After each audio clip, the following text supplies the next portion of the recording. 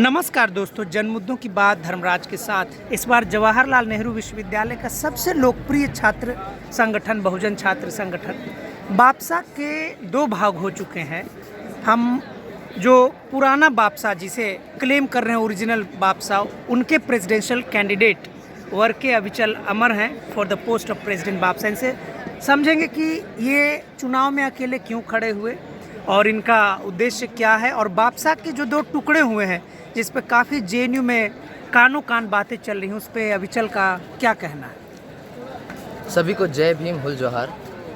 मैं बापसा का इस साल प्रेसिडेंशियल कैंडिडेट हूँ और मैं सिर्फ एक नेतृत्व करने के लिए आया हूँ। मैं सिर्फ अपने समाज की बात रखने के लिए आया हूँ। मैं सिर्फ एक ज़रिया हूँ और मैं ये बता देना चाहता हूँ कि बापसा इस कैंपस में, जिस कैंपस में जो राजनीति करते आया है वो ऑप्रेस्ड यूनिटी की राजनीति करते आया है, एंटी कास्ट डिस्कोर्स की राजनीति करते हुए आया है, पीडब्ल्यूडी इश्यूज़, क्वेयर इश्यूज़, इन सारों के ऊपर एक राजनीति करते हुए आया है। इस कैंपस में जो डिस्कोर्स इस्टेब्लिश हुआ है वो चाहे बुद्ध से लेके तो बाबा साहेब तक के जो है वो डिस्कोर्स को इस्टेब्लिश करने वाला इस कैंपस में जो है वो बापसा रहा है। और ये बापसा जो है वो एक इंडिपेंडेंट वॉइस रहा है, क्योंकि हम देखते हैं कि जब बाबा साहेब के टाइम से ना कम्युनिस्टों ने उनकी हेल्प की, ना कांग्रेस ने उनकी हेल्प की, ना इस देश के राइट ने उनकी हेल्प की। जब Baba Saheb separate electoral, separate settlement कर लेके आते हैं कॉन्स्टिट्यूशन या डिबेट्स में जब लेके आते हैं तो उनको कहा जाता है कि ये कम्युनल एजेंडा है,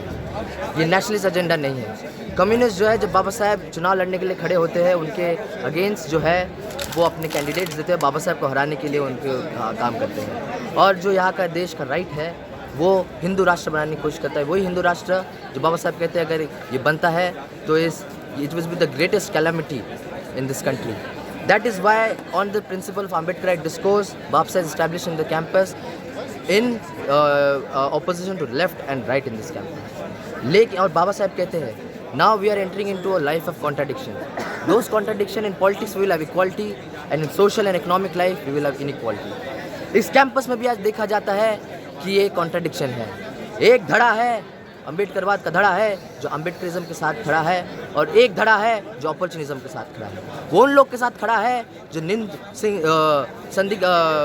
सिंगूर, नंदीग्राम, मारी झापी में जो मैसेकर हुए हैं, जो दलित, आदिवासी, मुस्लिम जब मारे जाते हैं, उन लोग के साथ वो धड़ा खड़ा है। तो हम ये चाहते हैं, बताना चाहते हैं यहाँ से कि जब इस कैंपस में जब ये नारा लगता है तेरा मेरा रिश्ता क्या, जय भीम, लाल सलाम, मैं यहाँ से बता देना चाहता हूँ कि तेरा मेरा रिश्ता क्या, सिंगूर, नंदीग्राम।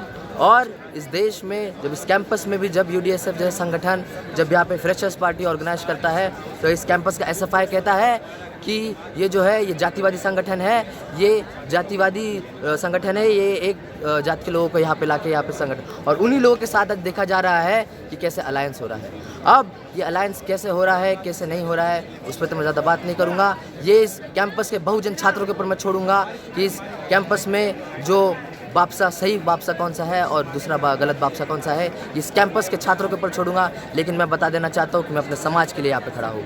मुश्किलों के बाद, बहुत मुश्किलों के बाद मैं खड़ा हूँ तो समाज के लिए खड़ा हूँ, क्योंकि बाबा साहब ने कहा था कि अगर उनको समाज और देश के बीच में चुनना होगा तो वो अपने समाज को चुनेंगे, और मुझे भी इस कैंपस की पॉलिटिक्स या अपने समाज के बीच में चुनना होगा, इस कैंपस की राजनीति और अपने समाज के बारे में अगर चुनना होगा तो मैं अपने समाज को चुनता हूँ। और अपने समाज की आवाज़ बुलंद करने के लिए मैं इस प्रेसिडेंशियल कैंडिडेट के रूप में बापसा की तरफ से यहाँ पे पुरजोर मजबूती के साथ, जिसके मेरे पीछे जहाँ पे इस कैंपस का बहुजन छात्र है मेरे साथ कंधे से कंधा मिलाकर चल रहा है, उन्हीं के जज्बात, उन्हीं के जज्बे और उन्हीं की हिम्मत के साथ मैं यहाँ पे आज खड़ा हूँ। बहुत बहुत शुक्रिया विचार।